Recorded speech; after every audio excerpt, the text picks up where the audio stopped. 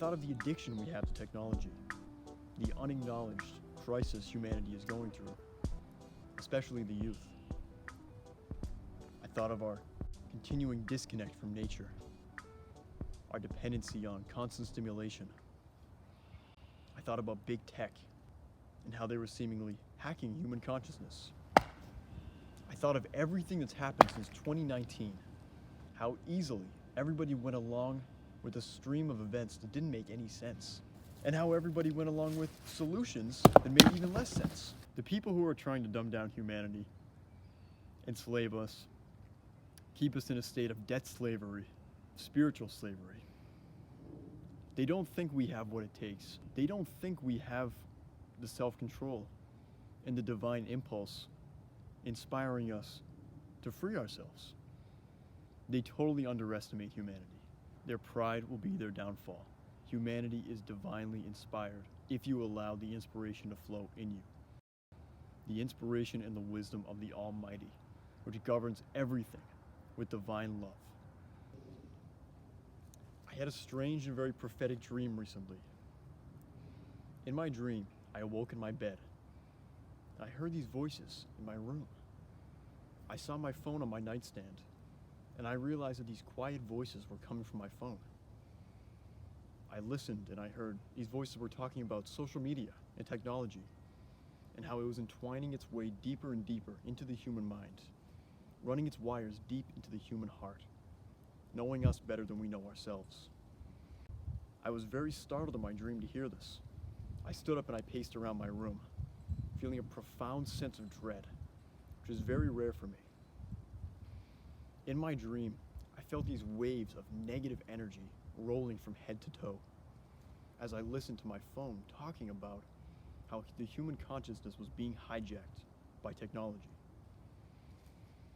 I felt terrible in my dream, and in my desperation, I contemplated smashing my phone. But there was a force field around my phone, an invisible electric fence, zapping me, making me feel powerless. Now in my dream, I woke up again, but I was still dreaming. In this, I heard the voices again, droning on and on, about technology and its influence on human consciousness. I held my left hand up to my ear, and I heard the voices getting louder. I held my right hand up, and they got even louder. I looked at my hands in my dreams, and I saw what looked like a stamp on each hand, hardly even visible, made of white, like white tattoo ink. When I woke up, I was so relieved. The seeming alienness and hostility that I felt emanating from my phone was gone. I breathed a deep breath of relief. But the impact my dream had on me was very deep. I thought about the feelings that I had never experienced before in my waking life. Zaps of discomfort, unease, powerlessness, controlled seemingly by my phone. I thought of the addiction we have to technology, the unacknowledged crisis humanity is going through, especially the youth. I thought of our continuing disconnect from nature, our dependency on constant stimulation. I thought about big tech, Google, TikTok, Apple, Microsoft, and how they were seemingly hacking human consciousness, devoting whole teams of precocious programmers to try to engage us for as long as possible, figuring out new ways that they could alter our brain waves to put us in a state of suggestion for advertisers.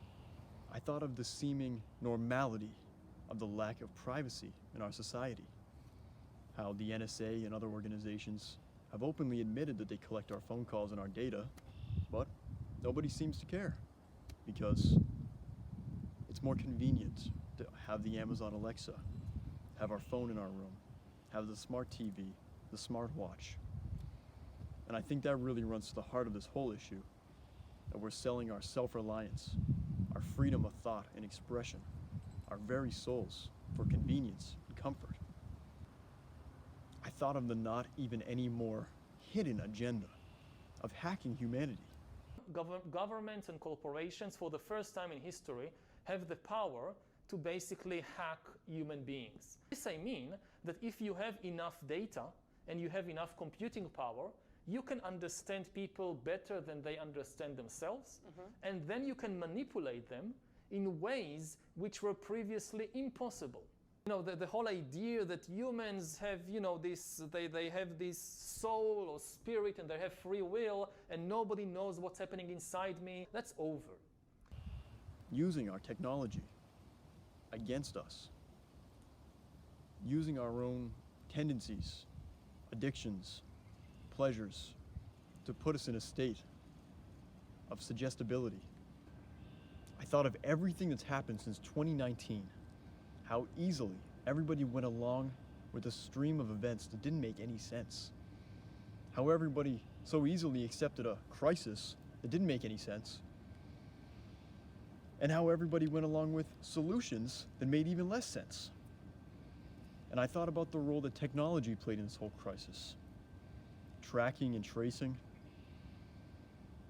How in certain countries like Saudi Arabia and China, you would need a smartphone to be able to go into public and make transactions to show that you had the green pass, that you were A-OK, a good member of society, because you did your part in keeping everybody safe. I thought about China and the social credit system. I thought of the increasing smart grid that we're surrounded by, and how it was like an invisible electric fence that was going up seemingly unnoticed while we all had our phones down, our heads down looking at our phones. I thought of the inoculations and scientists talking about quantum dots and luciferase to make sure that they could verify that you were up to date. I thought of the mark of the beast. I thought of the Borg from Star Trek. We are the Borg. We will add your biological and technological distinctiveness to our own. Your culture will adapt to service us. Resistance is futile. I thought of even the movie Idiocracy and their mark that they had. Where's your tattoo? Tattoo? You're on a scam. I thought of my own time, how many hours I had wasted, screen time. I thought of how I used to love to read, but hardly ever did anymore. I thought of all the hours I spent scrolling. True, many times I found very interesting, inspirational, and enlightening content. And I always treasured my interactions with the people on Instagram. Very genuine human interactions in the grid, in the matrix. But for every 1 minute where I got something positive out of using my phone, it was probably 15 minutes where I just got lost watching some stupid reels or Instagram shorts, which kill our attention span. I thought of all the uncanny, unsettling times where my phone recommended something to me that I had thought about, but never spoken aloud. Or even the times when I had spoken it aloud, but nowhere near my phone. How did my phone know what I was thinking, what I was speaking about when my phone wasn't even there? I think we all notice things like this, but we don't really know what to make of it. I thought of MK Ultra, mind control experiments, Jose Delgado implanting electrodes in the brains of bulls to modify their behavior. Delgado has remote control of the animal. Recently released CIA documents refer to the feasibility of remote control of animals, and that special investigations will be conducted toward the application of selected elements of these techniques to man. All of this 70 years ago, in the 50s and the 60s. I thought of how far it must have come since then. I thought of NASA openly admitting to developing nanobots, which were neither biological nor synthetic, but something in the middle, neither beast nor bot. I thought of NASA also admitting that they were developing viruses to alter human DNA, and this was years and years ago, before the vaccine. All of this flashed through my mind very quickly, because it wasn't the first time that I had thought about it. But feeling so powerless, so influenced, such negative waves of energy emanating from my phone in my dream really made it seem so real to me. I knew it was just a dream, but what really is a dream? To me, it felt like a divine revelation. A glimpse of what could be. A warning. I made up my mind in those moments that I was ready to sever what was increasingly becoming a parasitic and deadening connection between my phone and myself. I talked with my dad about it, and he agreed. The other day, he put his phone in water for 20 minutes before taking the heel of his boot to it and bending it at a 45-degree angle. This may seem drastic to some people, but to me, I see humanity bifurcating into two groups, splitting as we come to a crucial crossroads of consciousness. It seems that the mass of humanity is going to continue to become increasingly connected with their technology, even to the point of synthetic implants, Neuralink, brain chips, this kind of thing, where a smaller group of humanity is destined to sever that connection before the wires and the roots of our technology run too deep and we can't extract them at all. It seems that some are going to reconnect with nature, reconnect with the source of our power, divinity, oneness, self-reliance, freedom, health, love. And it seems that another group are going to become a slave to convenience, comfort, pleasure. Others' approval, outside sources of recognition, low self-esteem. This is what the system is dependent upon. So to me, everything has been going so well for me. I feel so blessed. Today I'm on day 28 of my juice fast. And I honestly can't use words to express the freedom I feel since over the last 28 days I've eliminated a volume of waste that you would not even believe, that I can only describe as unholy. And I think part of this was due to my glyphosate poisoning that many of you know about. If you don't, I had debilitating glyphosate poisoning from coming in contact with hay that had been sprayed with Roundup. And one of the symptoms of this is it kills the lining of your endothelial cells inside your colon and the inside of your body, as well as your microbiome. And I feel like I passed the entire length of my colon in endothelial cells. And also, in our society, everybody is so obsessed with accumulating more money, more followers, more mass on their body, more muscles, more knowledge, more credentials, more degrees, always more and more, which is good. We're meant here to live here in abundance. But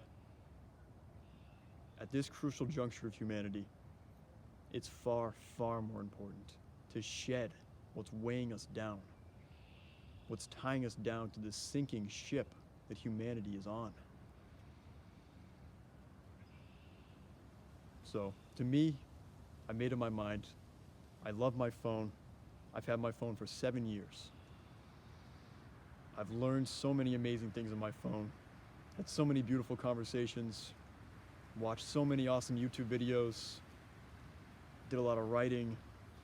It's been a very good tool for me and a very close friend.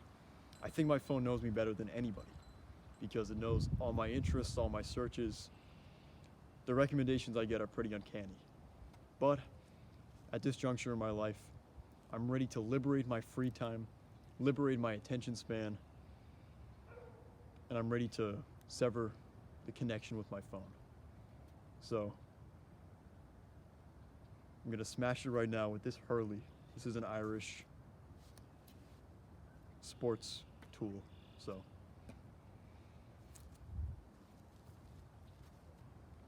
this is my phone.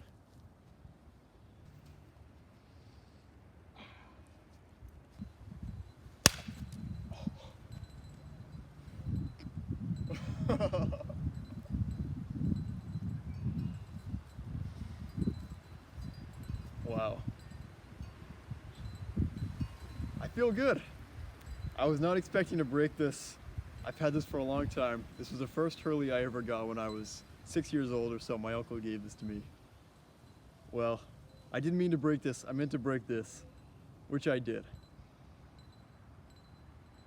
I'm still going to be making a lot of Instagram posts and YouTube videos because I really do cherish the connection that we get to share, genuine human connection, despite the restraints of the technology we use, despite the censorship, the restrictions on what we can say, what we can share, despite how we're being shadow banned, suppressed.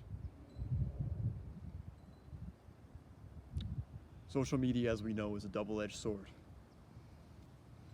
But we can use it to our advantage as long as we don't let it take us prisoner.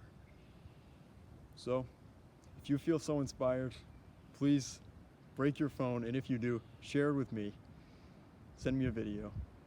Okay, so if I'm gonna smash it, I might as well smash it all the way. So, it's in there, it's in the t-shirt.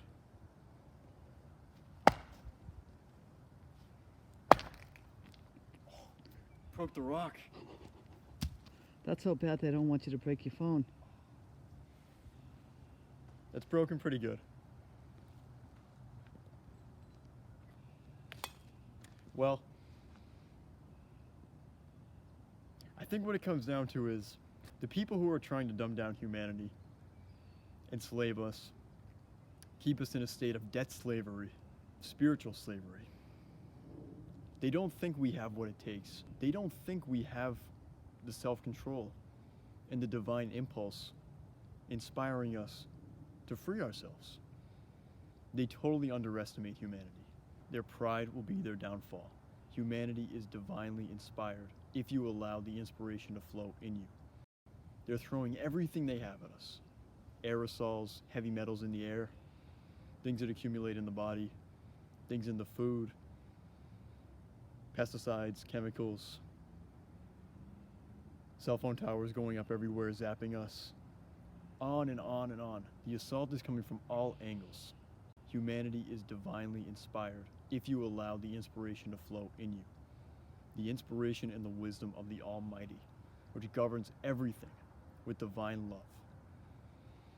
And don't know. That's where our greatest strength lies. We don't think we have all the answers. The people who are temporarily right now in charge of the world, in charge of world affairs, think that they have it all figured out. Through quantum computers, supercomputers, the size of buildings. They think that they've computed every potentiality, everything that could possibly happen. Well, divine intelligence is always one step ahead. So, I know you guys have what it takes to free yourself, no matter what's weighing you down, whatever addictions you might have, however wretched and weak you may feel. You probably don't, you probably feel amazing. But you can overcome it through consistency. Adopt healthy habits that help you build discipline and awareness.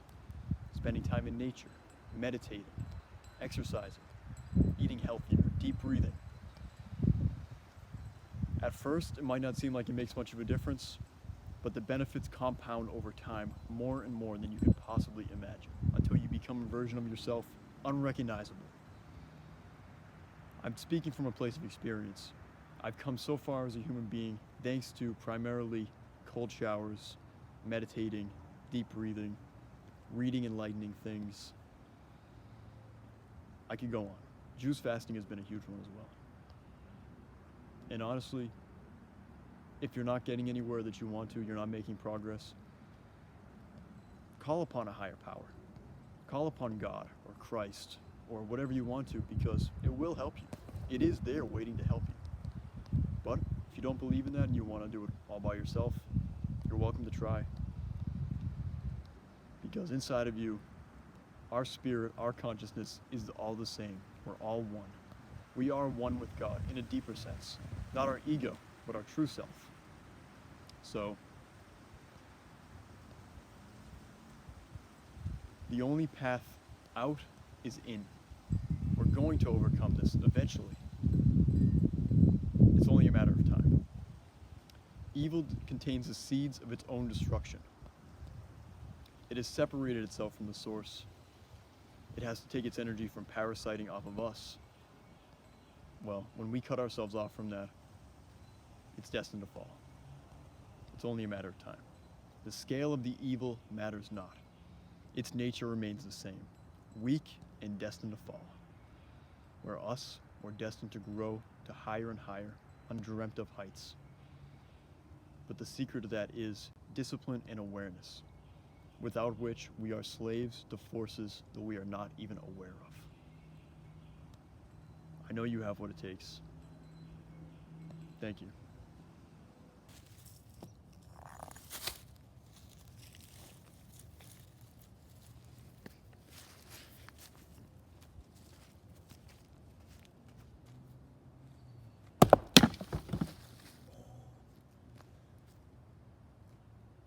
Wow.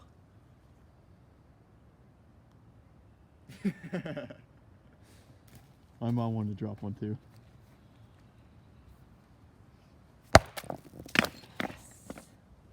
Broke that Did that screen. feel good? Yes, look at. Oh.